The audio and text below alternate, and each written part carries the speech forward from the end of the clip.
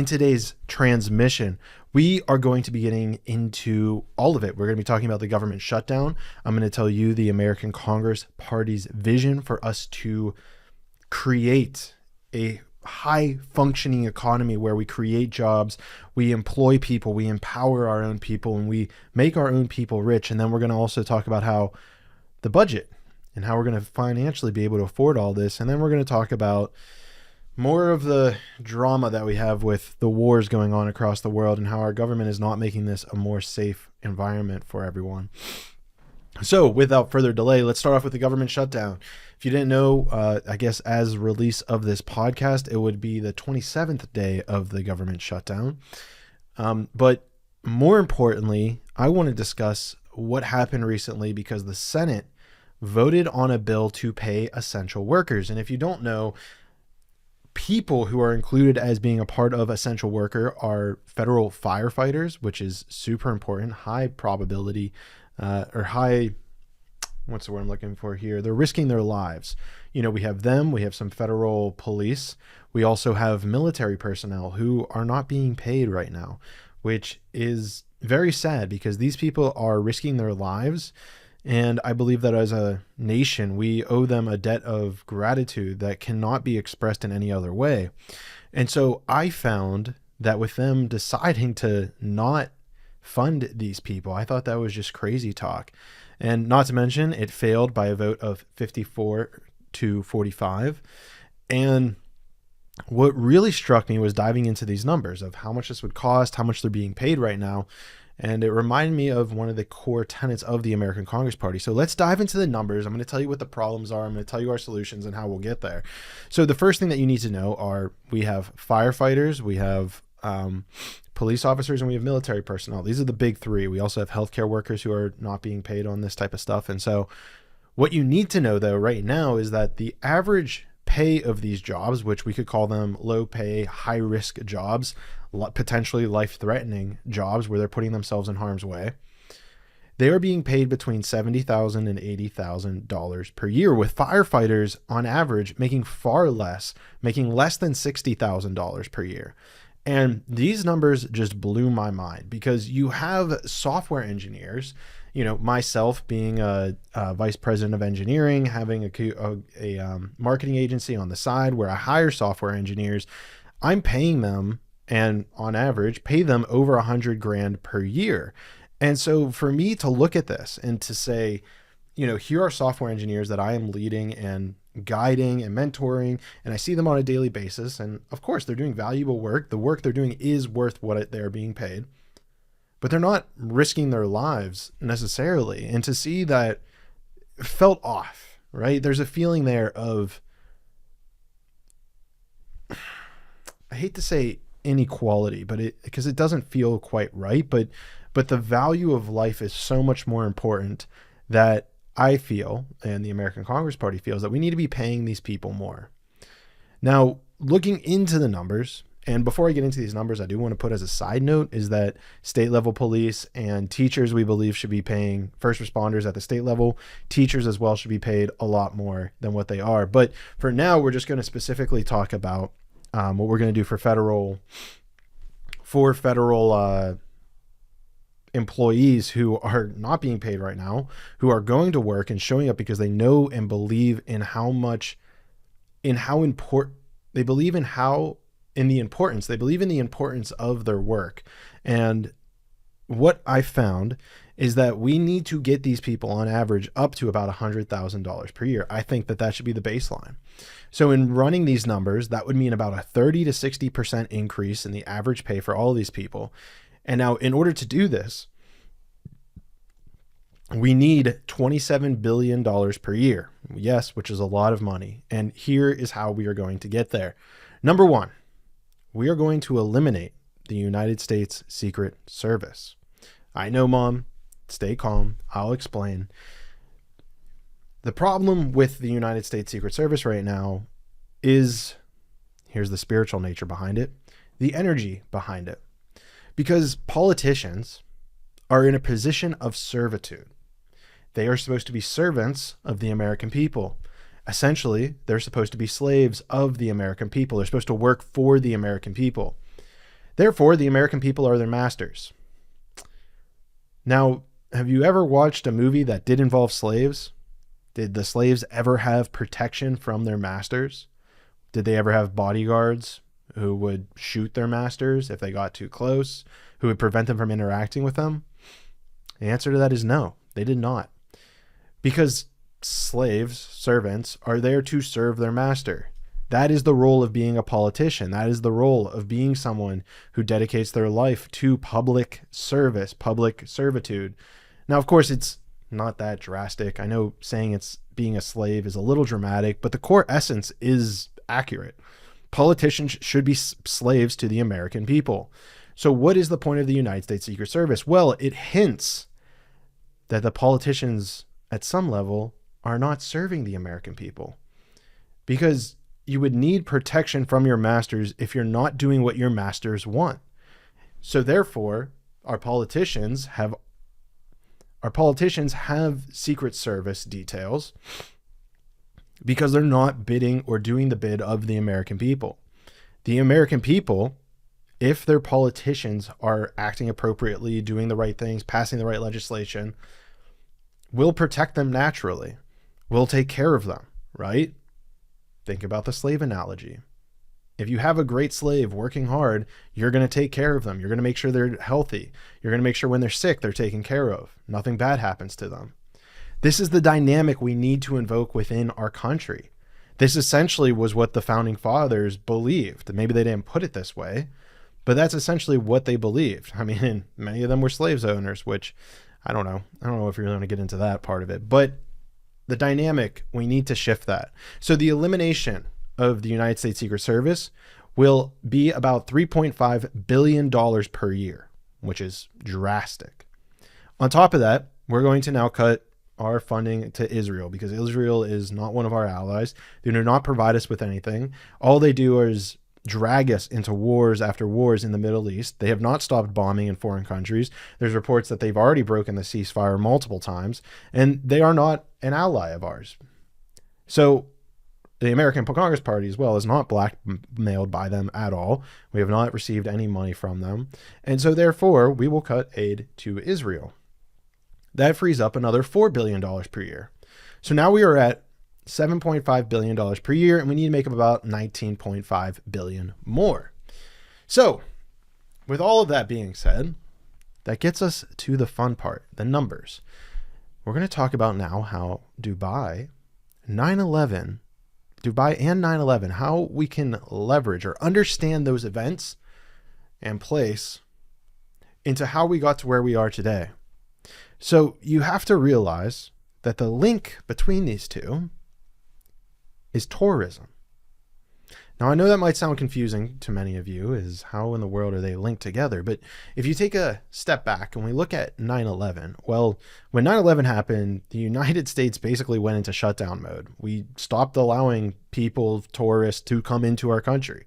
Yes, it still occurs. It's slowly ramped back up. But since then, our growth in tourism has stifled. And that's a big problem.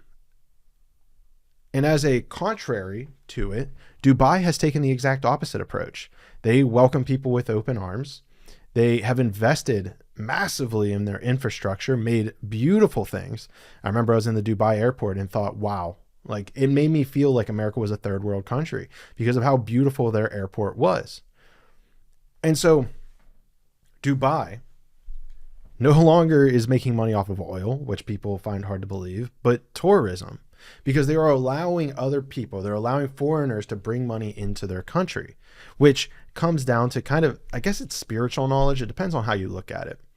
You could say it's spiritual knowledge. You could also just say it's common sense, depending on how you want to break it down. But essentially, think of it this way. Think of America as a business, right? Because we're talking about the economy. Let's visualize it as a business. All of the money from America is going out the door. It's going to foreign countries. It's going to waste. It's getting fraud. It's getting abused. It's essentially being burnt in many situations. It's funding foreign wars. All of these things. But what happens if no money is coming back into America Furthermore, we have President Trump starting a trade war, which I disagree with on many different reasons. Again, touching on the same spiritual knowledge. But if you start attacking people for wanting to trade with you, well, then you're again not doing, how do I articulate this? You're not allowing the money to flow back into the country. And that's a big problem because we need money to enter our country. We can spend money, that's fine. I have no problem with spending money outwardly, but we have to be able to bring it in inwardly. And we have no mechanism to do that. And that is where, my friends, my fellow Americans, we need to increase is in the tourism. So right now, the tourism in America is about $2.3 trillion per year, which is a tremendous amount, but we need to just get that up to 21 billion in net revenue, taxes, all that stuff. In order to do this, first of all, we will have to alleviate tourist visas. We'll make them more streamlined. We're going to streamline ESTA visas and add direct flights to other countries, to India, to China, to Russia, because why not? Should we not allow this connectivity, right? We need a physical connection to these places in order to enhance our ability to bring in more money. Now, of course, this will take different costs associated with this, such as building infrastructure, but annually, after the dust clears, we will be making about $3 to $5 billion more because of it, because of the tourism, because of the added flights, all of this. Next up, we have mega events and festivals. Again, there really aren't too many great festivals in America. Now, of course, there are EDM festivals. You could talk about Mardi Gras. There are festivals, don't get me wrong, but we don't have like a national festival where people are celebrating life, for instance. Brazil could be a good example of this with their Carnival. Now, I'm not saying we need to bring Carnival to America, but I'm just saying if you look at the magnitude of how many people fly to these places in order to enjoy the scenery, to enjoy the culture, if you will. We don't have mega festivals that attract people from all over the world. And quite frankly, I don't think that our government would be too crazy about it. But if we start taking this approach, we would see about a $4 to $6 billion net increase in income for the government. The next up is investing in mega structures. I told briefly about the airport earlier, and I think it's a beautiful achievement. I think it's something that we need in America. I think we need more things like this. I even touched on the train system and how we need to improve that, which could greatly be improved. So putting that all together, we could very easily make a net of $5 billion income based on investing in infrastructure and having more people come to America. And that, my friends, gets us to the $19 to $21 billion that we need in order to fund the increasing of pay for people who are putting their lives on the line. And I think it's something we should strive for. And even if you disagree with the intricacies maybe of how we get there with the numbers, we can talk about that. But I think one thing is clear for sure, and that is that we need to increase tourism in our country.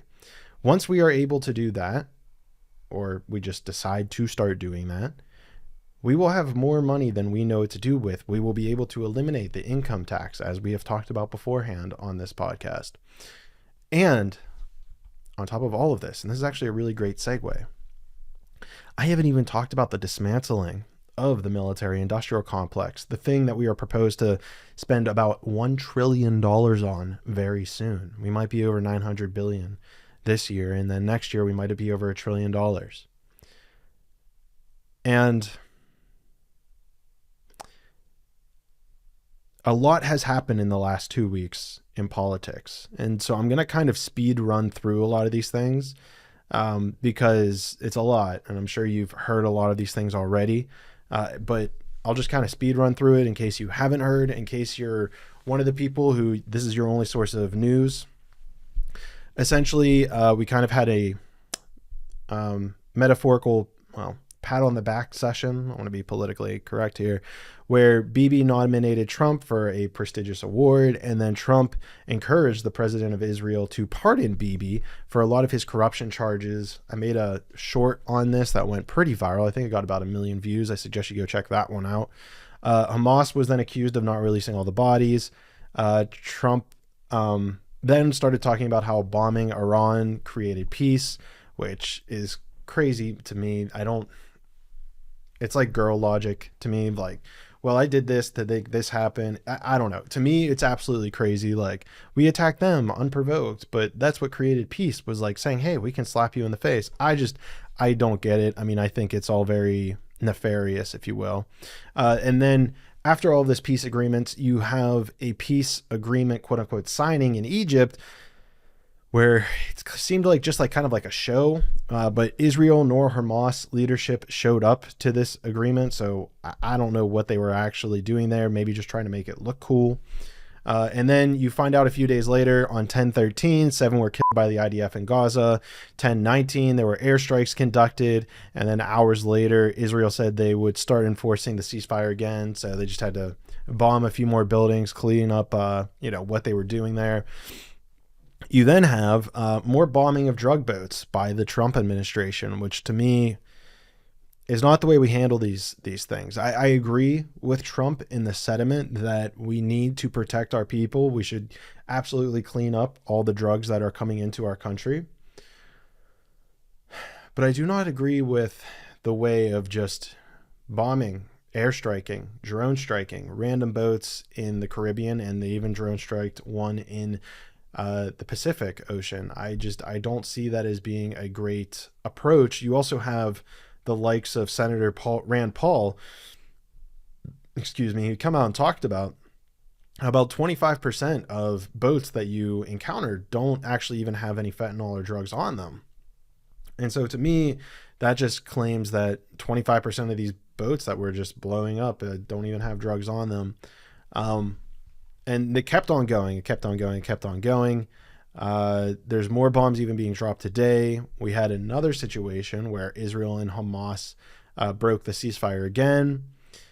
And my whole thing is, it seems to me as though the United States is trying to bait Venezuela into a war.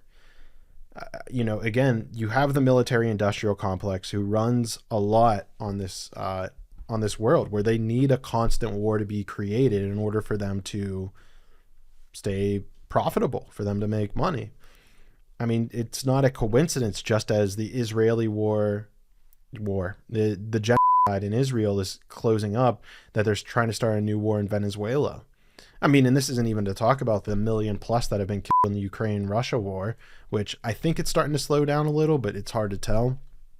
And I think that's crazy in the first place.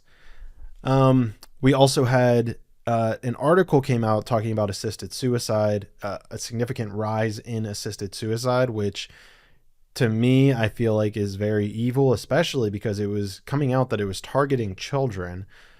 So they're going to probably try to start profiting off of that. We have to stop that as well, because we should not be encouraging people to take their own lives. Lives are very sacred.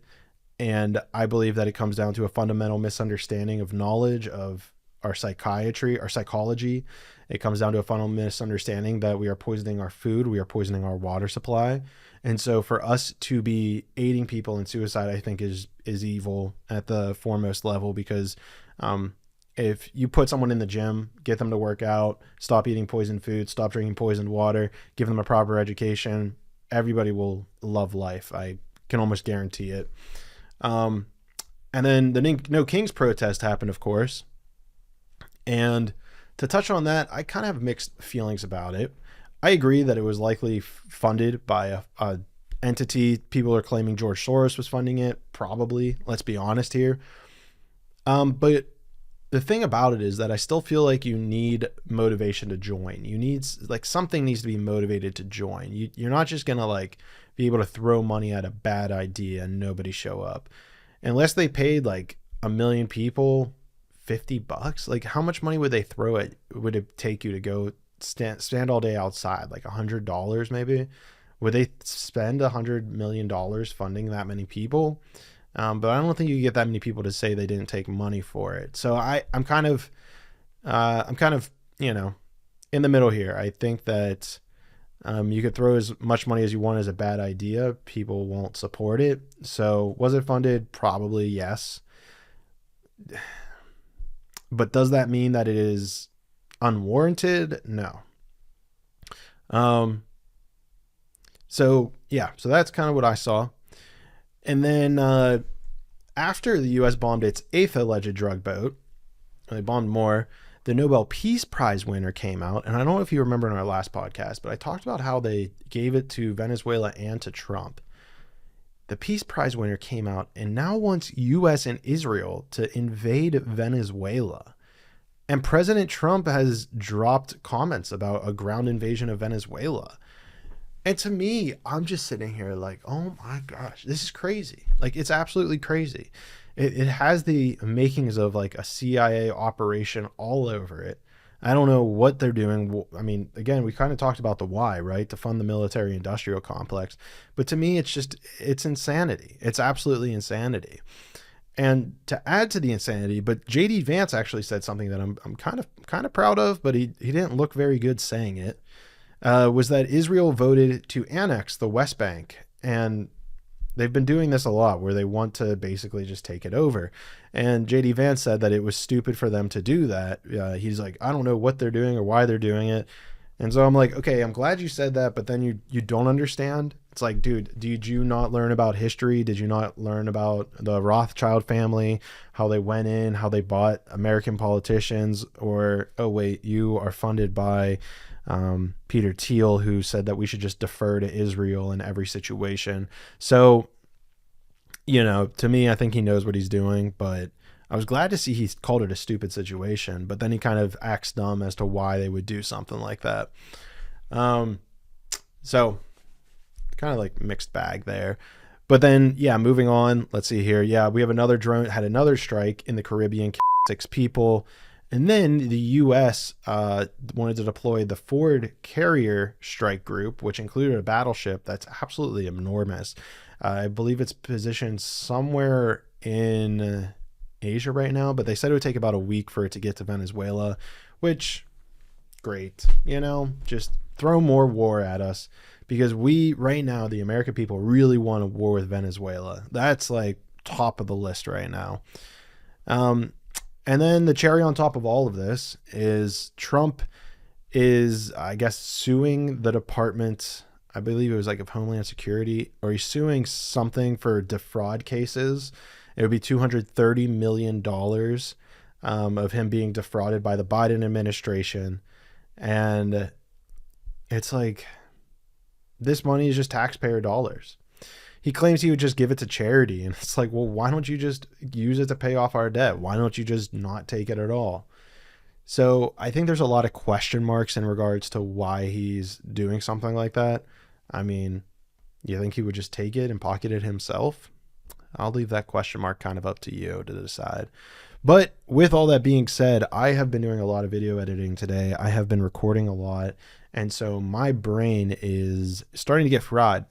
I have a new sound system that I need to hook up in my home theater. And so I'm going to jump off, get that hooked up, because I need a little bit of R&R for myself, because I'm still getting over that cold, as I mentioned earlier. But with all that being said, I appreciate you guys. If you think there's anything crazy that I said, drop a comment below. Let me know your thoughts. And if there's any other information maybe that I have left out or you feel is important to any of this conversation, I would love to hear from you. Because again, I'm getting rid of the United States Secret Service whenever I become president. So, I have to listen to you guys. There's no other option. So if you don't bring up the problems, if you will, in the 3rd dimension, then we'll have a talk about it whenever I see you in the 6th dimension.